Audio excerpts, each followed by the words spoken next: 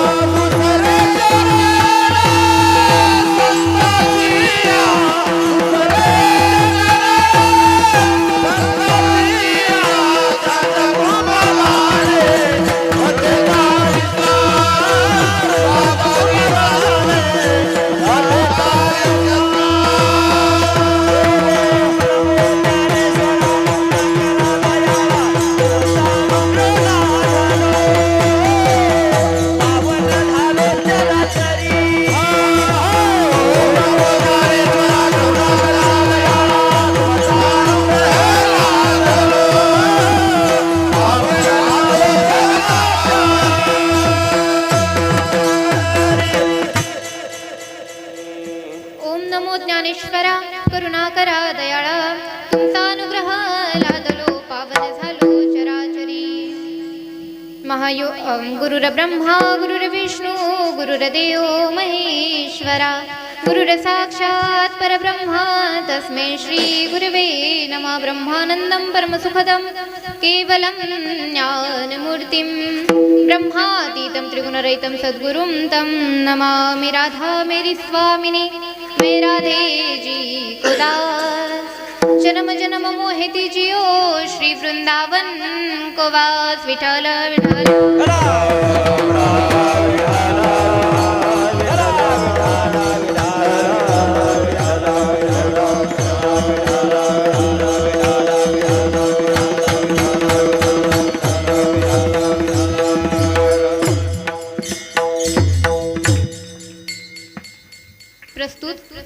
कीर्तन रूपी चिंतन करीत निवडलेला अभंग जगद्गुरु जगद्वंदनीय श्री संत तुकोबाराय यांचा 4 चरणाचा सर्वांच्या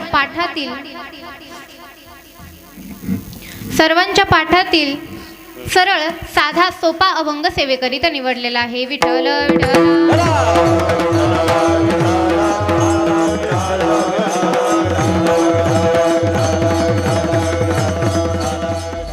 अभंग जगद्गुरु तुकोबारायांचा आहे. जगद्गुरु तुकोबाराय अभंगाद्वारे मागणी करत आहेत. बघा, भगवंताकडे मागणी करायची आहे. आजच्या दिवशी आपण सप्ताह करतो. पहिल्या दिवशी नामपर अभंग घेतला जातो. नामपर अभंग घेऊन भगवंताच्या नामाविषयी आपल्याला त्या कीर्तनामध्ये सांगितलं जातं पहिल्या दिवशी. दुसऱ्या दिवशी संतपर अभंग घेऊन संतांविषयी सांगितलं जातं. असं 6 दिवस तुम्हाला महत्त्व सांगितलं जातं आणि 7व्या दिवशी भगवंताचं सर्व स्वरूप कळल्याच्या नंतर भगवंताकडे मागणी केली जाते. पण भगवंताकडे मागणी करताना काय मागणी करावी हे आपल्या संसारिक व्यक्तीला कळत नाही. म्हणून जगद्गुरु तुकोबारायांच्या भाषेमध्ये तुम्हाला आजच्या या कीर्तनामध्ये सांगायचं आहे की भगवंताकडे काय मागावं. म्हणून आजच्या कीर्तनाकरिता निवडलेला अभंग मागणीपर प्रकरणातील आहे. जगद्गुरु तुकोबाराय त्या अभंगाद्वारे साधकाच्या भूमिकेतून बोलतात. साधकाच्या भूमिकेतून बोलत असताना विचार करतात की अरे, आपण भगवंताचं नामस्मरण करतो, खूप भगवंताचं नामस्मरण करतो, पण भगवंत आपलं नामस्मरण करत असेल, भगवंत आपली आठवण काढत असेल का, विचार करतात. आणि विचार केल्याच्या नंतर तेच गारानं घेऊन संतांकडे जातात आणि मग संतांना सांगतात की संत, तुम्ही काय करा, भगवंताला माझी आठवण करून द्या. असं या अभंगाचा सरळ सरळ भावार्थ तुमच्या पुढे मांडलेला आहे. विठ्ठल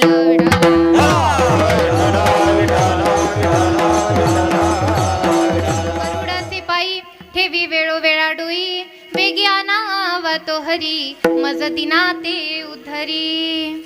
काय म्हणतात की हे गरुड भगवंता, माझ्या उद्धाराविषयी तू काय कर, भगवंताकडे अर्चना कर. भगवंताला सांग की या देहूमध्ये तुमचा असणारा भक्त आहे, त्या भक्ताची हाक तुम्ही ऐका, त्या भक्ताच्या उद्धाराकरिता काहीतरी करा, अशी भगवंताकडे विनवणी करा. तेव्हा गरुड भगवंत अत्यंत नम्रपणे म्हणतात की हे तुकोबाराय, मला माफ करा, मला क्षमा करा, पण मी हे कार्य करू शकत नाही, मी हे कार्य करू शकत नाही. पण तुम्ही लक्ष्मी मातेकडे जा आणि लक्ष्मी मातेला ही अर्चना करा. नक्कीच लक्ष्मी माता तुमची इच्छा पूर्ण करतील, कारण लक्ष्मी माता सदैव भगवंताच्या जवळ असतात. असं म्हणे. ठीक आहे. तर लगेच लक्ष्मी मातेकडे जातात. लक्ष्मी मातेला जाऊन त्यांना प्रार्थना करतात, हे लक्ष्मी माता, भगवंताकडे आमची एवढी अर्चना करा, तुम्ही आमच्या माता आहात, विनवणी करतात. तेव्हा लक्ष्मी माता म्हणतात, काय सांगावं तुकोबाराय तुम्हाला, राम अवतारामध्ये भगवंताकडे छोटंसं हरण मागितलं म्हणे मी, तर मला तिकडे लंकात जाऊन राहावं लागलं. त्यामुळे तेव्हापासूनच मी विचार केलेला आहे, नवऱ्याकडे काही मागायचं नाही शब्द आपल्या मुखातून येणार नाही. नवऱ्याकडे काही मागायचं नाही विचार केलेला आहे. त्याच्यामुळं म्हणे मी काय आता जाणार नाही, मी काय त्यांना काही मागू शकत नाही, पण तुम्ही काय करा, शेष भगवंताकडे जा, शेष भगवंताकडे जा आणि त्यांना ही प्रार्थना करा. शेष भगवंताकडे जातात, त्यांना प्रार्थना करतात. म्हणे मी सुद्धा हा कार्य करू शकत नाही. का? कारण भगवंताला अहंकार आवडत नाही. अहंकार असला तर भगवंत जवळ घेत नाही. मग त्यांची इच्छा कशी पूर्ण करतात. म्हणे मी माझ्या 1000 मुखांनी भगवंताचं स्तुती करतो, भगवंताची पूजा करतो, अर्चना करतो, रोज त्यांचं विष्णू सहस्त्रनाम जप करतो, पण भगवंत माझी इच्छा पूर्ण करू शकत नाहीत. मी भगवंताकडे हे काही मागू शकत नाही. तुम्ही काय करा, सनकादिक महर्षींकडे जा, त्यांच्याकडे जा आणि त्यांना हे मागा, कारण संतांचं भगवंत लवकर ऐकतात. ठीक आहे म्हणे. सनकादिक महर्षींकडे गेले. पण सनकादिक महर्षी कोण? संत आहेत, पण सनकादिक महर्षी कोण आपल्याला माहिती नाही. ज्या वेळेस ब्रह्मदेव सृष्टी उत्पन्न करत होते त्यावेळेस आपले पहिले पुत्र म्हणजे सनकादिक महर्षी उत्पन्न झाले होते. त्या सनकादिक महर्षींना सांगितलं की तुम्ही काय करा, सृष्टी उत्पन्न करा, सृष्टीचा विस्तार करा. ज्या वेळेस हे सांगितलं त्यावेळेस त्यांनी सांगितलं I am very very sorry papa. बरोबर? रामकृष्ण. सांगितलं की I am very very sorry, मी हे करू शकत नाही. आपण म्हणतो की आमची मुलं ऐकत नाहीत, आमची मुलं ऐकत नाहीत, बरोबर ना? म्हणतो ना आमची मुलं ऐकत नाहीत, आमची मुलं ऐकत नाहीत. अहो जेव्हा सृष्टी उत्पन्न होत होती ना तेव्हा सुद्धा वडिलांचं ऐकलं नव्हतं सनकादिक महर्षींनी. म्हणजे ब्रह्मदेवाचे असणारे पुत्र सनकादिक महर्षी आजही 5 वर्षाचे आहेत आणि या कलियुगामध्ये अदृश्य रूपाने ते फिरत असतात. त्या सनकादिक महर्षींकडे तुम्ही जा म्हणतात. विठ्ठल विठ्ठल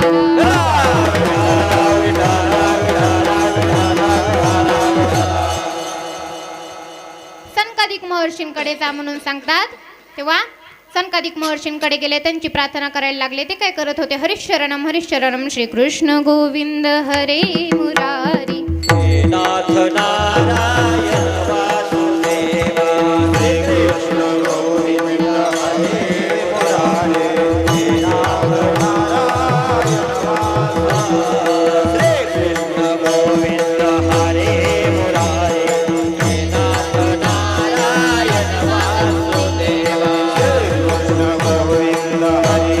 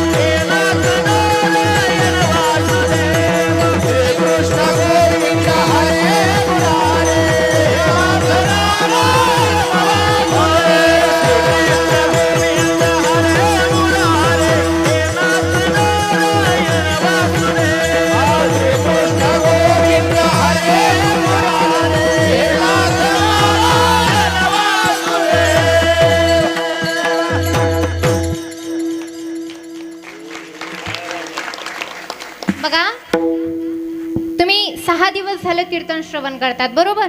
प्रत्येक जण येतच होतं हो ना. का आज मुलीचं कीर्तन आहे म्हणून जास्त जणी आला असतात तर थँक्यू. बरं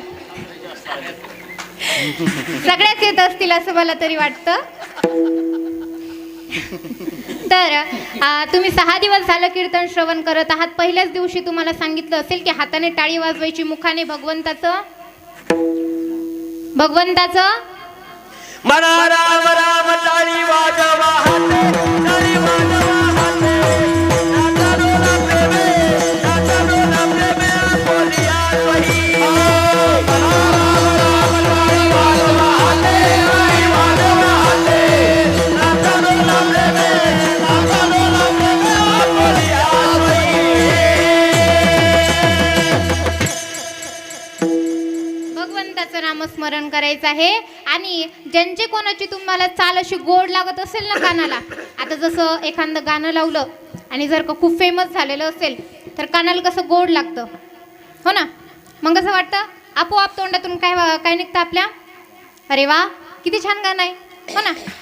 मग तसंच इथे जर का यांना एवढ्या गळ्यात आणू जेव्हा ते चाल म्हणतात ना, तेव्हा आपल्याला जर का थोडीशी आवडली ना तर काय करायचं, हाताने टाळी वाजवायची. म्हणजे काय होतं बघा, आपण विद्यार्थ्यांना एखाद्या शिकवत असतो तर काहीतरी सर आपण काय करतो, एखाद्याने थोडंसं काही जास्त काम केलं तर त्याला लगेच आपण थोडीफार भेटवस्तू म्हणून देतो. मग काय होतं, त्याला अजून प्रोत्साहन भेटतं. तसंच तुम्ही कीर्तनामध्ये थोडंफार काही चांगलं आलं की लगेच टाळ्या वाजवायच्या. याने काय होईल, तुमचं मनोरंजन होईल.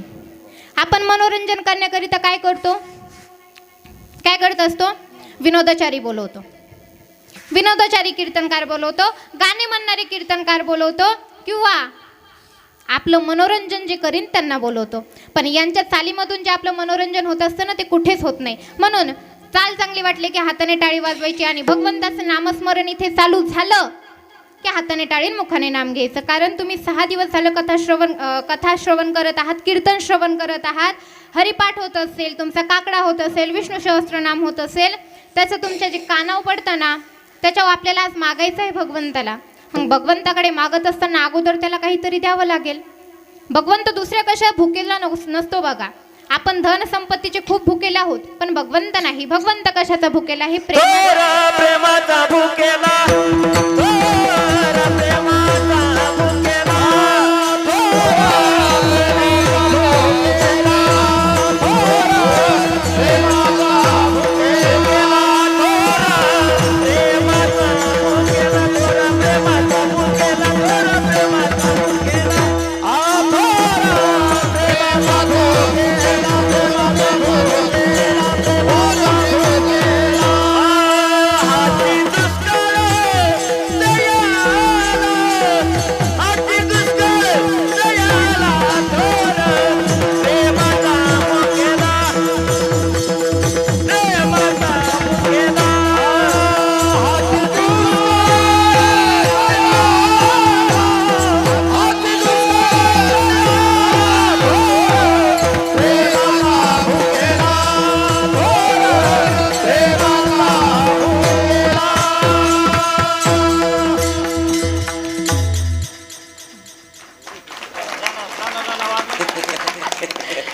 थोर प्रेमाचा भुकेला हाची दुष्काळ तयाला. आम्ही दुसऱ्या गावामध्ये जर का गेलो ना, पुरुष मंडळी थोडी कमी असतात बघा, आणि महिला मंडळांची संख्या जास्त असते. आणि सांगितल्याच नंतर लवकर महिला मंडळांना कळतं, पण आज तुम्ही कळालं, तुम्हाला लवकर फार मोठी गोष्ट आहे बघा. कारण बघा, दुसऱ्या गावी आम्ही जर का गेलो ना, तर सांगितलं जातं की जर का तुमचे नवरे तुमच्यासोबत येत नसतील, तर जसं सक्रात जवळ आल्याच्या नंतर किंवा एखादा सण बायांचा जवळ आल्याच्या नंतर आपण कसं म्हणतो, जर का मला साडी घेऊन दिली नाही तर मी माहेरी निघून जाईन. जरी इकडे 2 मुलं झालेले असतील तरी सुद्धा काय म्हणतो, माहेरी निघून जाईन. तसंच म्हणायचं, जर तुम्ही कीर्तनाला नाही आलात तर मी नीट माझ्या घरी निघून जाईन. बरोबर उद्या कीर्तनाला येऊन बसतील बघा. त्यामुळे काय करायचं, आता तुम्हाला वेळ कमी आहे, नाहीतर सांगितलं असतं याच्यावरचं एक दृष्टांत. तर लक्ष्मी मातेने सांगितलं सनकादिक महर्षींकडे जायचं आहे. सनकादिक महर्षींकडे गेले, काय करत होते तर हरिशरणम हरिशरणम हरिशरणम करत ते भगवंताचं नामस्मरण करत होते. मग आता काय करावं, तेव्हा त्यांनी सांगितलं तुम्ही काय करा, या कलियुगामध्ये माझं ऑफिस बंद आहे, माझं ऑफिस बंद आहे म्हणे, तुम्ही महादेवाकडे जा. महादेवाची प्रार्थना करायला सुरुवात केली. जटाकटाह संभ्रम ब्रह्मं निलिंप निर्जल विलोल विजिवल्लरी विराजमान वर्धनी जटाटवी गलज्जल प्रवाह पावितस्थले कलेवलं ललंबितं भुजंग तुंगमानिका भुजंग तुंगमानिका. वा, दादांसाठी एकदा जोरदार टाळ्या वाजवा. असे जर का साथीला असले तर आपण रात्रभरही कीर्तन करू. कोण होतं 11 वाजेपर्यंत, रात्रभरही कीर्तन करू, काही प्रॉब्लेम नाही. तर भगवान शंकरांकडे गेले आणि भगवान शंकराला जाऊन प्रार्थना केली. म्हणे भगवंता, माझ्या उद्धाराविषयी भगवंताला बोला. म्हणे अरे भगवंताला मी बोलन, पण काही अशा गोष्टी असतात की ज्या भावाभावांना सांगता येत नाही. जरी सख्खा भाऊ असला तरी सुद्धा एकमेकांना सांगता येत नाही. कितीही जवळचा मित्र असो, एखादी गोष्ट त्याला सांगता येत नाही. म्हणे तसंच मी भगवंताला ते सांगू शकत नाही, माझ्यापेक्षा श्रेष्ठ आहेत, सांगू शकत नाहीत. म्हणे मग आता काही नाही, म्हणे आमच्या दोघांचाही एक अवतार झालेला आहे. कुठे झालाय म्हणे, आळंदीमध्ये आमचा अवतार झाले. ज्ञानियांचे ज्ञानी योग्यांची माऊली साधकांचे मायबाप असणारे ज्ञानोपाराय, त्यांच्याकडे आमच्या दोघांचा अवतार झालेला आहे. त्यांच्याकडे जाऊन तुम्ही प्रार्थना करा. हेच अभंगाच्या प्रथम चरण. कृपाळू सजना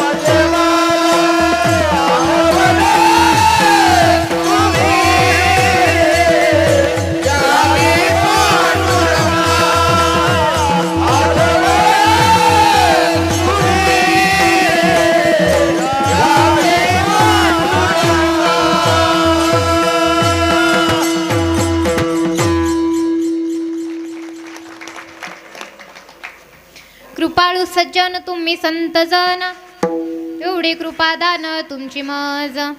काय म्हणतात? जगद्गुरु तुकोबाराय ज्ञानोबारायांकडे जाऊन सांगतात की ज्ञानोबाराय, मी नाही तिथे फिरलो आणि शेवटी मला स्वतः भगवान शंकरांनी सांगितलं आहे की तुमच्या जवळ यायचं आहे. म्हणे माझं काय झालं, काखेत कळसा आणि गावाला वळसा, आपल्या भाषेत बोलायचं झालं तर. माझ्या जवळ एवढे मोठे संत असून मी नाही तिकडे फिरलो आणि शेवटी मला तिथेच यावं लागलं. असंच असतं बघा, गावातलं कितीही सोनं असलं तरी सुद्धा आपल्याला सोनं लागत नाही. बाहेरचं विठ्ठल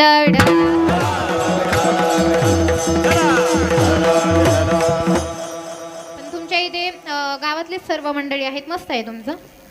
कसं असतं ते, शहाण्याला इशारा काफी. तर काय म्हणतात, मी नाही तिथे फिरलो आणि शेवटी तुमच्या पायापाशी आलेलो आहे. ज्ञानोबाराय तुम्ही कशा आहात, कृपाळू आहात. बघा, एखाद्या व्यक्तीकडे काही मागत असताना अगोदर त्याचं काय करावं, खूप वर्णन करावं. आमचे संत असंच करतात बघा, वर्णन करतात. संतच नव्हे, स्वतः भगवंत सुद्धा काय करतात, एखादी गोष्ट जर का करून घ्यायची असेल तर त्याचा अगोदर खूप वर्णन करतात. भगवंत जेव्हा अर्जुनाचा विवाह करायचा होता त्यावेळेस अर्जुनाचं खूप त्यांनी वर्णन केलं, तू असा आहेस, तू तसा आहेस. आणि मग जेव्हा काम होतं तेव्हा काय म्हटले, चल आता साधूचं रूप धारण कर. त्यासाठी आपल्याला श्रीमद भागवतामध्ये जावं लागेल. त्यामुळे थोडा कटकट मारत आपण जाऊ. म्हणे असं भगवंत काय करतात, जर का एखादं कार्य करून घ्यायचं असेल ना तर अगोदर स्तुती करतात. संत ही एखादं कार्य करून घ्यायचं असेल तर स्तुती करून घेतात. आणि आपल्या व्यवहारामध्ये सुद्धा एखादं कार्य करून घ्यायचं असेल तर स्तुती करतात. व्यवहारामधले लोक बघायचे तुम्ही, अजूनही एखादा नसेल श्रीमंत तरी सुद्धा काय म्हणतात, तुमचं काय बाबा, तुम्ही पाटलाचे, हो की नाही, तुम्ही सरकार मोठे. व्यवहारामध्ये सुद्धा हे चालत असतं. त्यामुळे एखादं कार्य जर का करून घ्यायचं असेल तर आपल्याला अगोदर त्याचं वर्णन करायला लागतं. तसं तुकोबाराय वर्णन करत आहेत. वर्णन करत असताना म्हणतात, महाराज तुम्ही कृपाळू आहात म्हणतात. बघा, जर का देवाची कृपा झाली ना तर पांगळा बोलायला लागतो, पांगळा गड चढायला लागतो, डोंगर चढायला लागतो, मुका बोलायला लागतो. सुभाषितकार सुंदर वर्णन करतात की मुकम करोति वाचालम पंगुम लंघयते गिरिम यत् कृपातमहं वंदे परमानंद माधव. की जर का भगवंताची कृपा झाली तर मुका असेल तो बोलायला लागेल, पांगळा डोंगर चढून घेईन. पण संतांची जर का कृपा झाली तर काय होतं, आमच्या ज्ञानोबारायांनी काय केला, रेड्याच्या मुखातून वेद बोलवलं, निर्जीव भिंत चालवली. रेड्या मुखे वेद बोलविला, रेड्यामुखी वेद बोलविला,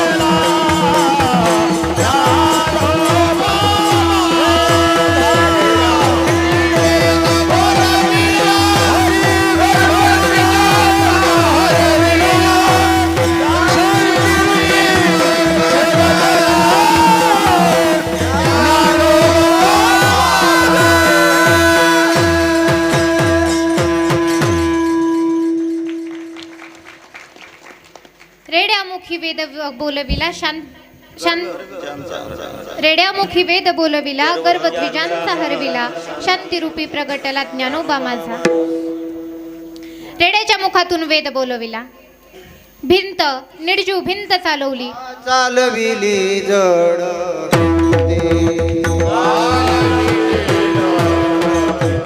हरी चालली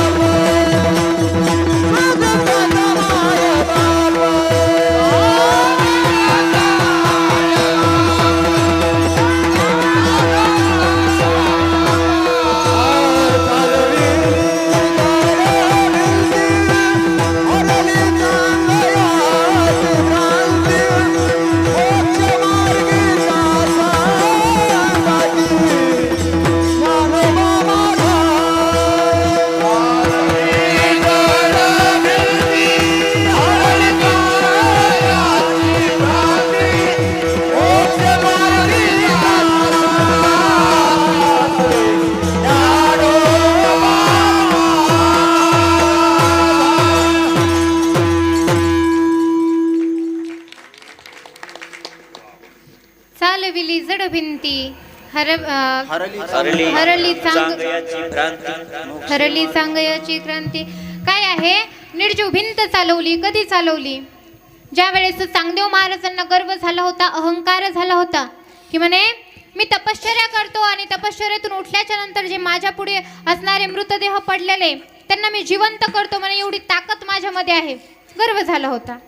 एक वेळेस मुक्ताबाई त्या रस्त्याने जात असताना मुक्ताबाईंनी काय केलं, तिथे एक कुत्र मेलेलं पडलं होतं. त्या कुत्र्याच्या हाडाला स्पर्श केला. जसं त्याच्या हाडाला स्पर्श केलं तसं तो कुत्र जिवंत झाला. आणि ज्या वेळेस तो कुत्रा जिवंत झाला त्यावेळेस सर्व गावकऱ्यांना अत्यंत आनंद झाला. म्हणे अरे आपले चांगदेव महाराज तर फक्त माणसांना जिवंत करू शकतात, पण ही असणारी मुक्ताबाई अरे प्राण्यांना सुद्धा जिवंत करत आहे. हे जेव्हा कळालं ना तेव्हा सर्व मुक्ताबाईंचा जे जे कार करू लागले. आणि ज्या वेळेस चांगदेव महाराज आपल्या समाधीतून उठले त्यावेळेस समाधीतून उठल्याच्या नंतर काही पटशिष्य असतात बघा, ते पटशिष्य गेले आणि पटशिष्य जाऊन म्हणतात महाराज काय झालं आहे माहिती आहे का? काय झालं रे? म्हणे एक मुलगी आली होती मुक्ता नावाची. त्या मुक्ता नावाच्या मुलीने एका कुत्र्याला जिवंत केलं आणि जसं त्या कुत्र्याला जिवंत केलं तसं आपले सर्व गावकरी त्यांच्याकडे जात आहे.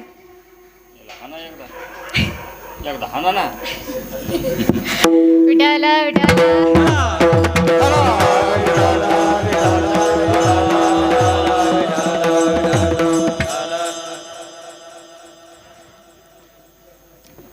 नाही, त्यांना सुद्धा कीर्तनाची गोडी.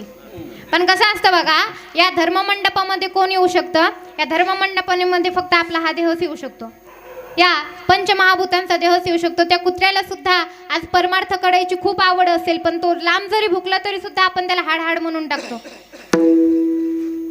विठ्ठल विठ्ठल.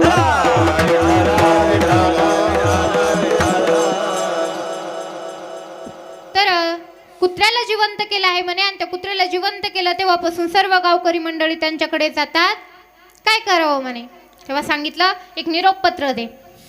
निरोप पत्र दिलं, सर्व काही झालं आणि सांगितलं तू ज्ञानोपारायणने की काय करा तुम्ही आमच्या भेटीला या. यांना अगोदर सांगितलं होतं की तुम्ही आमच्या भेटीला ज्ञानोपाराय आले नाही. परत पत्र पाठवलं आणि ज्या वेळेस ते पत्र पाठवलं त्यावेळेस लगेच चांगदेव महाराजांनी काय केलं, आपल्या मायेने हातामध्ये चाबूक म्हणून एक साप बोलवला, बसायला आसन म्हणून आपलं एक वाहन म्हणून त्यांना सिंहाला बोलवलं आणि आपल्या सर्व या पटशिष्यांना घेऊन ते निघाले.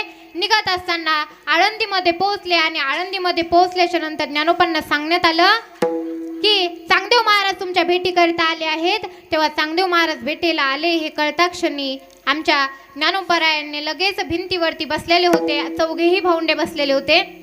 तेव्हा काही जण म्हणायला लागले म्हणे ते सिंहावरती बसून आले, हातामध्ये साप आहे, त्यांचं मंत्रतंत्र तुम्हाला माहिती नाही ज्ञानोबा. तेव्हा ज्ञानोबारायांनी काय केले, तशाला तसेच बसलेले होते. म्हणे चल ग भिंती म्हणता क्षणी भिंत उडायला लागली. एवढी ताकद आमच्या संतांमध्ये असते बघा. म्हणून संतांचं नामस्मरण आपण केलं पाहिजे. देवाचं संतांचं नामस्मरण केल्याच्या नंतर काय होतं हे तुम्हाला पुढे सांगेल.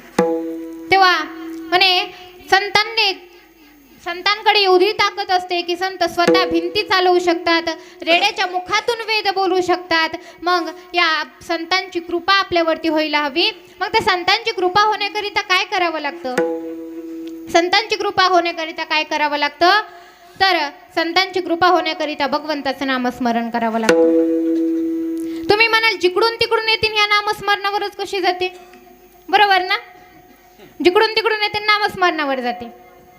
या कलियुगामध्ये उद्धार या देहाचा कशाने होत असेल तर ते नामस्मरणाने होणार. नामस्मरणाने उद्धार होणार आहे. या अगोदर बरेचसे साधन आहेत बघा. मग तुम्ही म्हणाल भगवंताकडे जायचं एकच साधन आहे का? हे नाही महाराज, खूप सारे साधन आहेत. योग आहे, दान आहे, धर्म आहे, भरपूरसे साधन आहेत. जर का आपण दान धर्म करायला गेलो, साध्या सप्त्यामध्ये आपण 500 रुपये देणगी दिली तरी सुद्धा काय म्हणतो, माझं नाव घेतलं नाही. मग तुमच्या दानाला काही फायदा आहे का? दानाला फायदा नाही. म्हणून दान मार्ग आपल्या योग्यतेचा नाही. योग मार्गाचा विचार करायला गेलं तर बघा, योग मार्गामध्ये सूक्ष्म कर्म असतात. एक जणाची पत्नी, तिचं थोडीशी तब्येत बरोबर नव्हती. तेव्हा म्हणे मी काय करणार, भगवंताला यज्ञ करतो. यज्ञ करायला गेला. ब्राह्मण म्हणायचा भायरन रक्षती भैरव स्वाहा, आणि हा म्हणायचा भायरन भक्षती भैरव स्वाहा.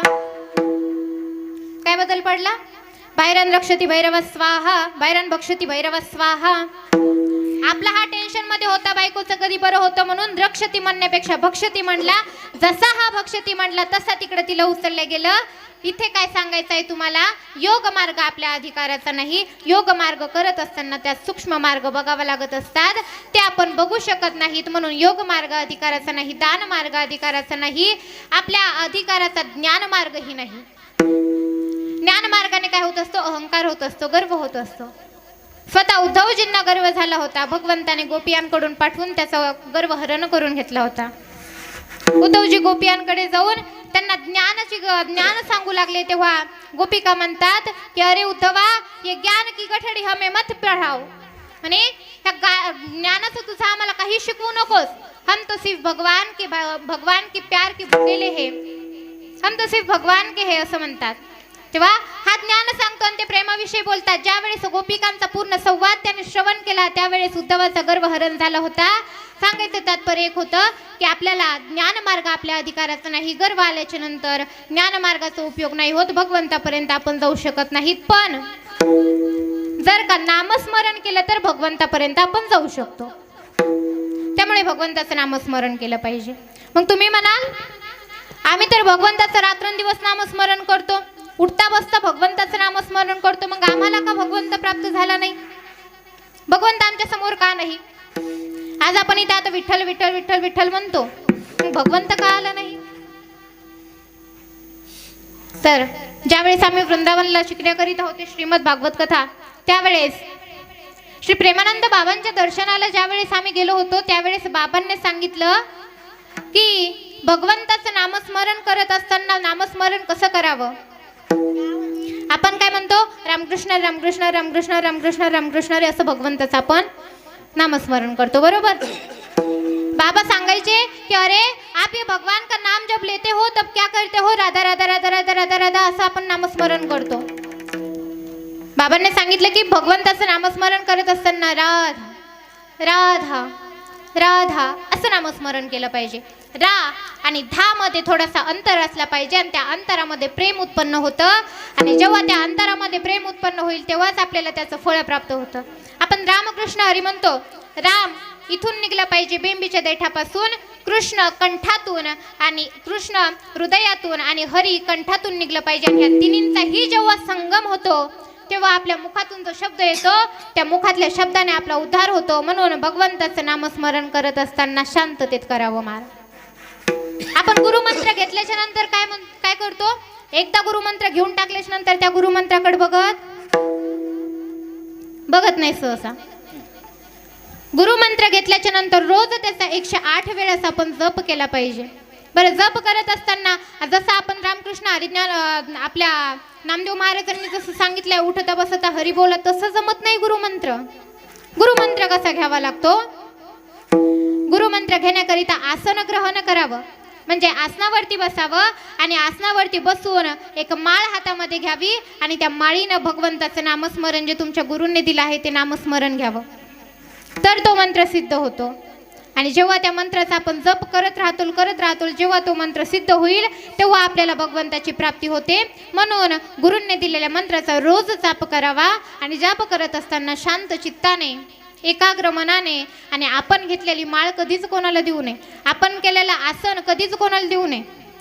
दिलं तर आपलं पुण्य त्याला जातं. वृंदावनमध्ये बघा, तुम्ही माळ जपत असताना आपली माळ ते दुसऱ्यांना दाखवत नाहीत किंवा आपली माळ कोणाला देतही नाहीत. का? जर का आपण दिली किंवा आपल्या माळीचा दुसऱ्या जणांनी उपयोग केला तर आपण त्यामध्ये केलेलं जप पूर्ण नष्ट होतं आणि त्याला निघून जातं. म्हणून भगवंताचं नामस्मरण करताना, गुरूंनी दिलेल्या मंत्राचा जाप करताना एकाग्र चित्ताने करावं, शांत चित्ताने करावं. मग तुम्ही म्हणाल 6 दिवस झाला आम्हाला सांगतेत की उठता बसता हरी बोला, काही कार्य करताना हरी बोला म्हणून, काही कार्य करताना भगवंताचं नाम घ्यायला चालतं म्हणून सांगितलं असेल ना. हा, ते सुद्धा करा ना. भगवंताचं नामस्मरण उठता बसता करावं, पण गुरुमंत्राचा जाप हा एकाग्र चित्ताने करावा.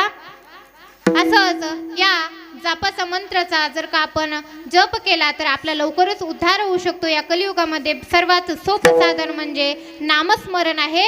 या नामस्मरणानेच उद्धार होतो. म्हणून संत काय सांगतात आपल्याला? भगवंताचं नामस्मरण केलं पाहिजे.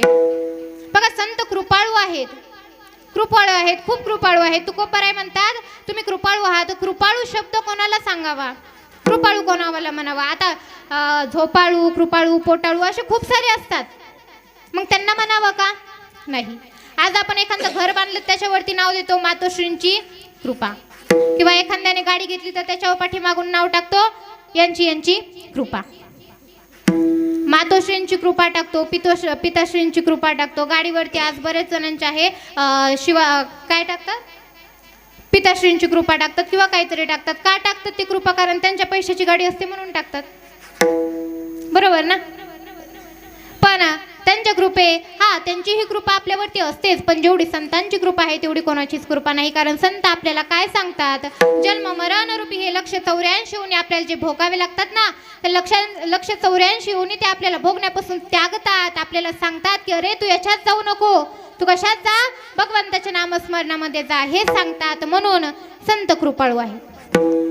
म्हणून ज्ञानोबरायांनी, तुकोबरायांनी काय केलं आहे? कृपाळू उपमा दिली आहे. बऱ्याच जागेवरती कृपाळू उपमा दिली आहे. कृपाळू उद्धार माझा ज्ञानेश्वर, तया नमस्कार वारंवार. बऱ्याच ठिकाणी त्यांना कृपाळू अशी उपमा दिलेली आहे. अशा कृपाळू असणाऱ्या आमच्या ज्ञानोबरायांकडे तुकोबराय काय मागतात? तर अभंगाचं दुसरं चरण. आठवण तुम्ही द्यावी पांडुरंगा, आठवण तुम्ही द्यावी पांडुरंगा, आठवण तुम्ही द्यावी पांडुरंगा, आठवण तुम्ही द्यावी पांडुरंगा, आठवण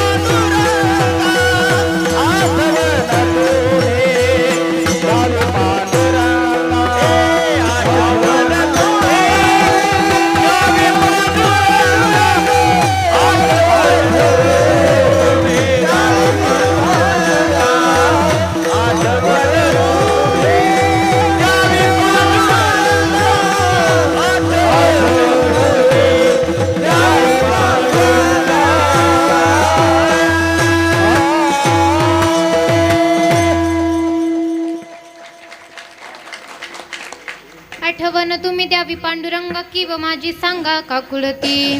काय म्हणतात तुकोबराय? तुकोबराय म्हणतात ज्ञानोबराय, माझी एकच प्रार्थना आहे, माझी एकच मागणी आहे. काय मागणी आहे म्हणे? आठवण तुम्ही द्यावी पांडुरंगा, त्या पांडुरंगाला माझी आठवण करून द्या म्हणतात. कारण आपण भगवंताचं नामस्मरण करत आहोत, पण भगवंत आपलं आठवण काढत असेल का? भगवंताला आपली आठवण येत असेल का? हे विचार करतात तुकोबराय आणि तोच विचार करून म्हणतात की आठवण तुम्ही द्यावी पांडुरंगा. संतांकडे प्रार्थना करतात की आमच्या पांडुरंगाला सांगा की तुमच्या या पामर असणाऱ्या तुकोबरायांकडे लक्ष द्या, या तुकोबरायांकडे तुमची कृपा असू द्यावी. बघा, संतांकडे गेल्याच्या नंतर, गुरूंकडे गेल्याच्या नंतर, देवाकडे गेल्याच्या नंतर काय मागावं? आपण संसारिक गोष्टी मागून जातो.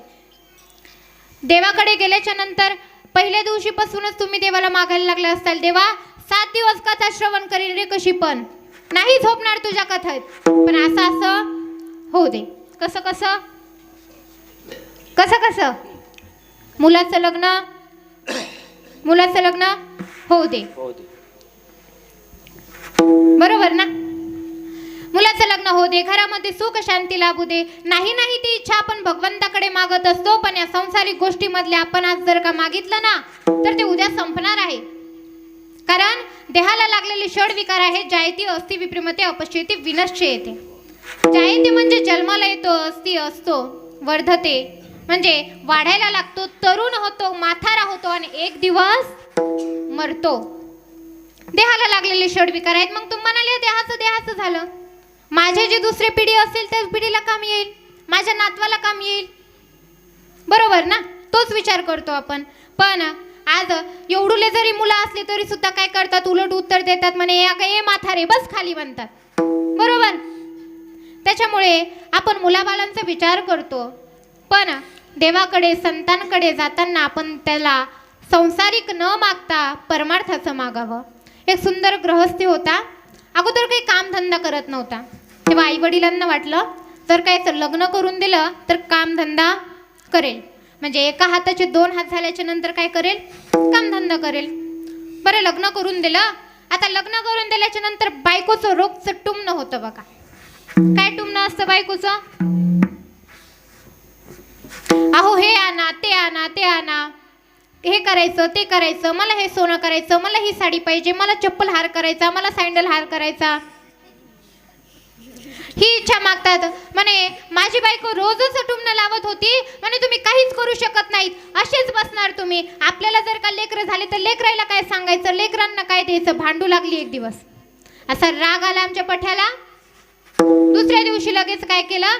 सकाळीच 4 वाजता पहाटेच उठला, पहाटेच आंघोळ करून भगवान शंकराच्या मंदिरामध्ये जाऊन बसला. ओम नमः शिवाय, नमः शिवाय, नमः शिवाय, नमः शिवाय, ओम नमः शिवाय, नमः शिवाय, ओम नमः शिवाय, नमः शिवाय, ओम नमः शिवाय, नमः शिवाय, नमः शिवाय, ओम नमः शिवाय, हर हर बोल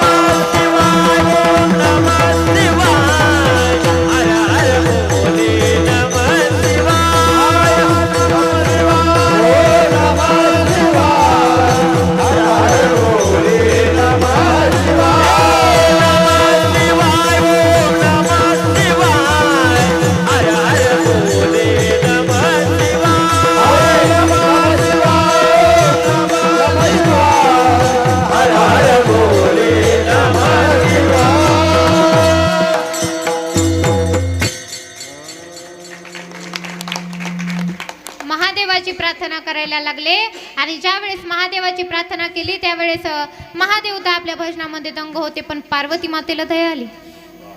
पार्वती माता म्हणायला लागली, भगवंता तुमचा हा कलियुगातील शिष्य बघा, तुमचा हा भक्त बघा, किती तुमचं नामस्मरण करत आहे सकाळपासून. दुपारचे 12 वाजलेत म्हणे, जागेवरचा हल्ला नाही. तुम्ही त्याला काय करा, त्याच्या जवळ जा आणि त्याची थोडीशी विचारपूस करा. ठीक आहे म्हणे, जातो ना. लगेच भगवंत गेले आणि त्याच्या समोर जाऊन प्रकट झाले. अरे भक्ता, डोळे उघड, कोण आलाय बघ. डोळे उघडून बघतो तर काय, स्वतः भगवान परमात्मा तिथे उभा आहेत. स्मशान किडा करिता सुखाने. भगवंत त्या स्मशानात राहणारे, आमचे अंगाला भस्म लावलेलं, गळ्यामध्ये असणारा साप, हे सर्व विशाल रूप जेव्हा त्याने बघितलं तेव्हा तर अगोदर तर शांतच झाला. शांत झाला, डोळे झाकले त्याने, भगवंत स्वरूप बघितलं. पण डोळे झाकले ना अचानकच बायकोच दिसली ना. अरे बापरे, डचकून उठला म्हणे, भगवंता भगवंता मला ना कधी न संपणारं धन दे, कधीच न संपणारं धन दे म्हणे. भगवंत म्हणाले, तथास्तु, जशी तुझी इच्छा. या पिंडीवरती तुला जे काही दिसेल ते काय करायचं, उचलायचं, पोतडीमध्ये भरायचं आणि घरी न्यायचं. ठीक आहे म्हणे. सोनं तिथे दिसू लागलं, सोनं दिसू लागलं, लगेच पोतडीमध्ये भरलं. एक पोतडी भरली, 2 पोतड्या भरल्या म्हणे. अरे एक पोतडी नेतो आणि बायकोला जाऊन खुश करतो, मग दुसरी पोतडी न्यायला येतो. घरी जातो, पाठीवरती असणारी ती पैशाची पोतडी घेऊन घरी गेला आणि दारामध्ये जाऊन दार वाजवतो. अगं ए कारभारीनी, कारभारीनी दरवाजा उघड ग. विचार करते, अरे हा रत्न सकाळी सकाळीच घेऊन काय आलाय. जाऊन बघते तर काय, एवढी मोठी पोतडी कशाची आणली हो. सोन्याची, सोन्याची. कशी, कुठं ठेवू, कुठं ठेवू. असं म्हणे, सोन्याची पुतळी ठेवा म्हणे देवघरात. देवघरात ठेवली. 1 ठेवल्या, 2 ठेवल्या, 3 ठेवल्या. बघता बघता देवघर भरलं, किचन भरलं, हॉल भरला, रूम भरली. आता कुठे ठेवायचं म्हणे. त्याने अगं ठेवायचं जाऊ दे, मी मरण, मला पाणी पास, पाणी पाणी दे म्हणता म्हणता बिचारा मेलाच. विठ्ठल विठ्ठल.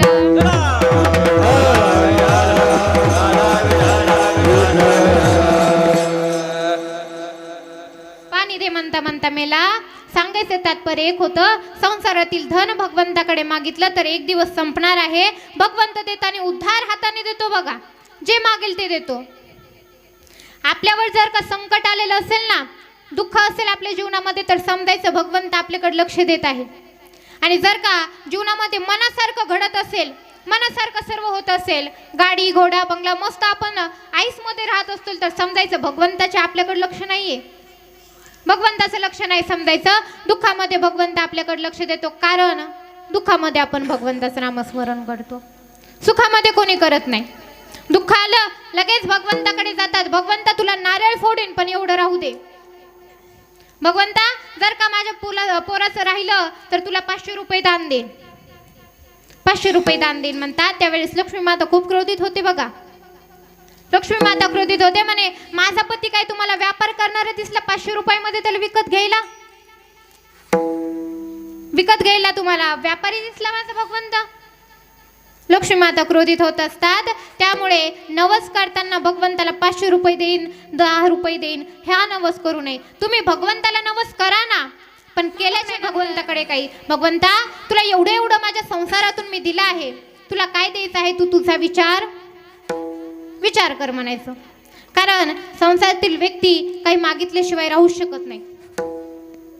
काही मागितल्याशिवाय राहू शकत नाहीत. कितीही मोठा वैराग्यवान असो तरी सुद्धा काही नाही तर काही मागतो. त्यामुळे मागत असताना देवाला एवढंच म्हणावं, देवा तुला जेवढं द्यायचं तेवढं दे, आणि आपल्याकडून जेवढं दान होतं तेवढंच दान करावं. मग संतांकडे गेल्याच्या नंतर, गुरूंकडे गेल्याच्या नंतर काय मागावं की तुझा विसर आम्हाला कधी पडू देऊ नको. तुझा विसर पडल्याच्या नंतर आम्हाला काय होईल, आमचं जगणं मुश्किल होईल म्हणावं देवा. त्याच्यामुळे तुझा सदैव आमच्यावरती कृपा असू द्यावी.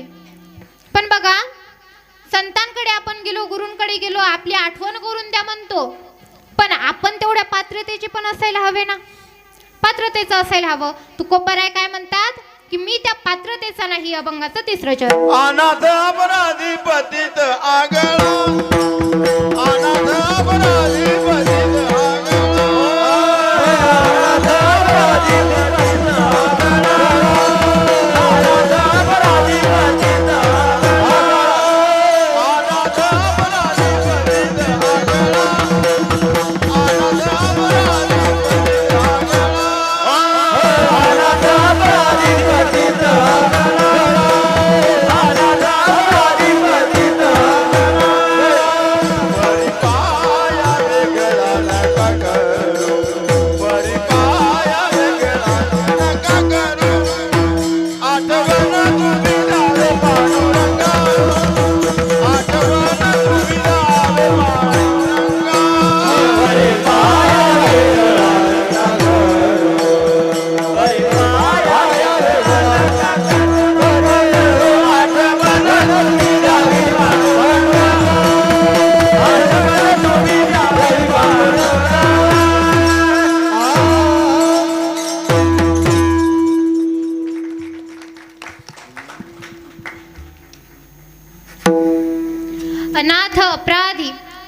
गळा, परी पाय वेगळा नका करू. तुकोबाराय म्हणतात, मी खूप अनाथ आहे, खूप माझ्याकडून पाप झालेलं असेल भगवंता, पण तुझ्या पायापासून वेगळं मला करू नकोस. बघा, आपण म्हणतो भगवंत आपल्याला लवकर जवळ का घेत नाही. साधा आपण जर का बाजारात गेलो तर बाजारातील एखादी वस्तू आपल्याला घ्यायची असेल, साधं टमाटर जरी घ्यायचं असेल तरी त्याला 17 वेळेस चेक करतो. इकडून चांगलं आहे का, तिकडून चांगलं आहे का. असतं किती रुपयाचं? 20-30 रुपयाचं. पण सगळीकडे त्याला बघून घेतो एका टमाट्याला. मग भगवंताला तर आपल्या जीवनाचा उद्धार करायचा आहे, त्याने आपली परीक्षा का घेऊ नये? त्याने सुद्धा आपली परीक्षा घ्यायलाच पाहिजे. त्यात भगवंताने दिलेला हा देह आहे, देह खूप अनमोल आहे, खूप अनमोल आहे. दुर्लभम त्रेमेवेत देवानुग्रहेतुकम मनुष्यत्व मुमुक्षत्व महापुरुष संस्त्रया. दुर्लभ आहे देह.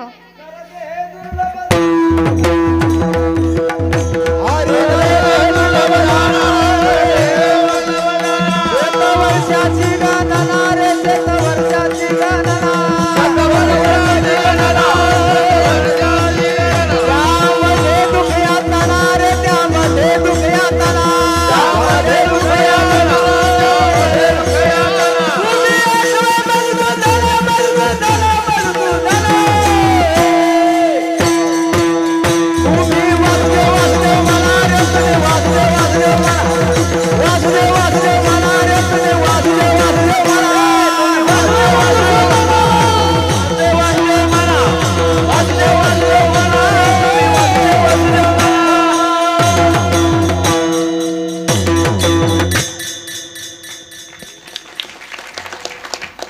नरदेही दुर्लभ जाना, 7 वर्षाची गणना.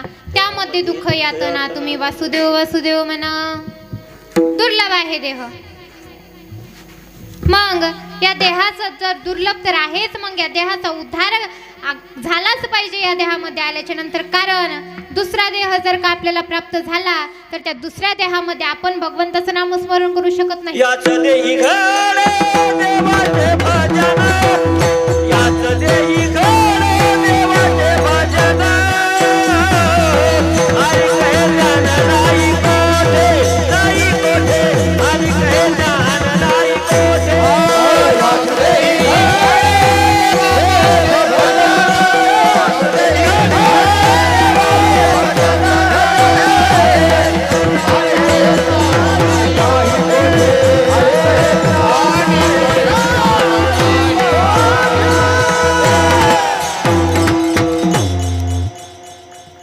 याच देही देही घडे देवाचे भजन आणि कहे ज्ञान नाही कोठे. दुसऱ्या योनीमध्ये आपल्याला हे ज्ञान नाही. आज आपण बघत असतो, मग गोष्टीचा आपला प्रसंग झाला, कुत्र्याला आपण इथून हाड म्हणायला लागलो. याच देहामध्ये घडू शकतं. याची देही याची डोळा, ओ मुक्तीचा सोहळा, ओ मुक्तीचा सोहळा, ओ मुक्तीचा सोहळा. याची देही याची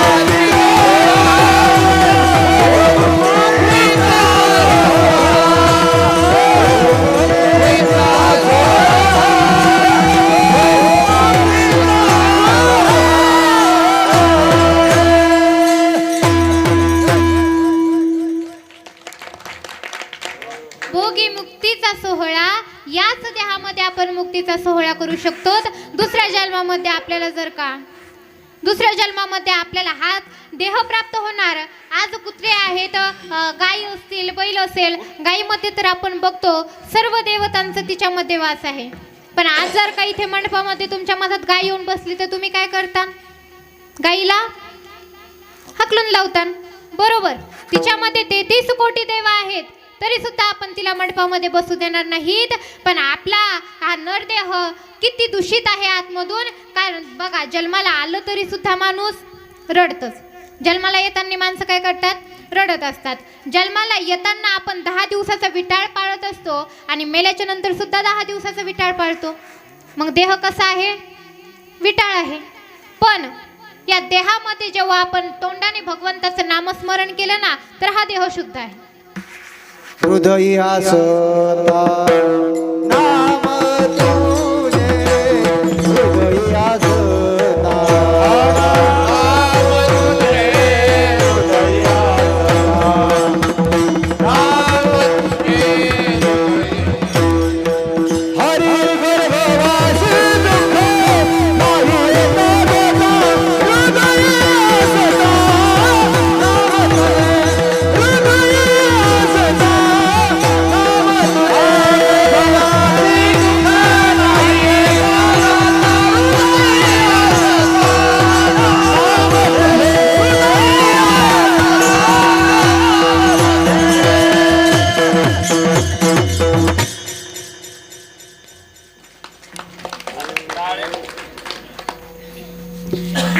देहामध्ये भगवंताचं नामस्मरण घडू शकतं. कितीही विटाळाचा असला, कितीही दुःखमय असला तरी सुद्धा याच्यातच भजन घडतं. कारण भगवंत जेव्हा एकला होता, एकला क्षयन करत होता, तेव्हा भगवंताला असं वाटत होतं की अरे आपली आठवण काढणारं सुद्धा कोणीतरी असावा, असं वाटलं. तेव्हा भगवंताने सृष्टी उत्पन्न केलेली आहे. आपण या देहामध्ये येत असताना रडत येत असतो, बरोबर. प्रत्येक जण येतं, रडत येत असतं. नाही रडलं त्याला मारू मारू रडायला लावतो आपण, बरोबर ना. डॉक्टर काय करतो, नाही रडले की मारतं थोडंसं. जेव्हा जोपर्यंत ते बाळ रडत नाही तोपर्यंत मारतो. जन्माला येताना आपण रडत येतो, पण महाराज आपण मरत असताना आपण हसावं आणि जगाने मरावं असं काहीतरी या देहातून करून जायला पाहिजे. आणि ते करण्यासाठी देवाचं नामस्मरण करावं, देवाचं नामस्मरण करावं. आणि देवाचं नामस्मरण केल्याच्या नंतर काय होतं, आपली कीर्ती तर वाढतेच, कीर्ती तर वाढतेच, पण देहाचा देखील उद्धार होतो. तेव्हा तुकोबाराय म्हणतात की काय करा, देवाकडे माझी आठवण करून द्या की मी माझा उद्धार कर देवा, मी पतित आहे, दीन आहे, खूप दूषित आहे, पण तुझ्या पाया वेगळा मला करू नकोस, तुझ्यापासून मला वेगळा करू नकोस. आणि मी कसा आहे तर अभंगाचं चौथं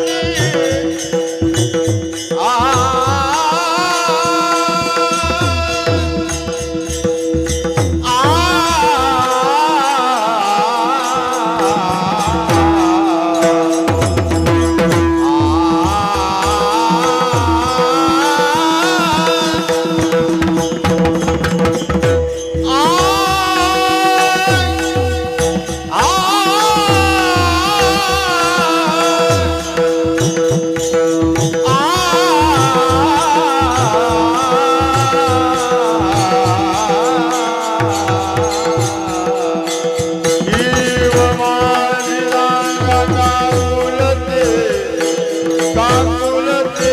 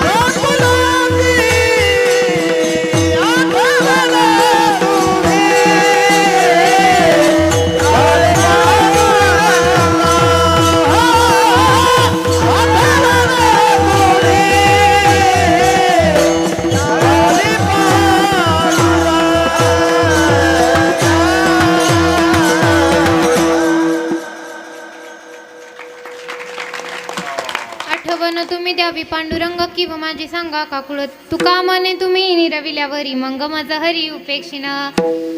तुकोबराय म्हणतात की तुम्ही जर का त्यांना सांगितलं तर ते नक्कीच ऐकेल असं म्हणून त्यांच्याकडे विनवणी करतात. विठोबा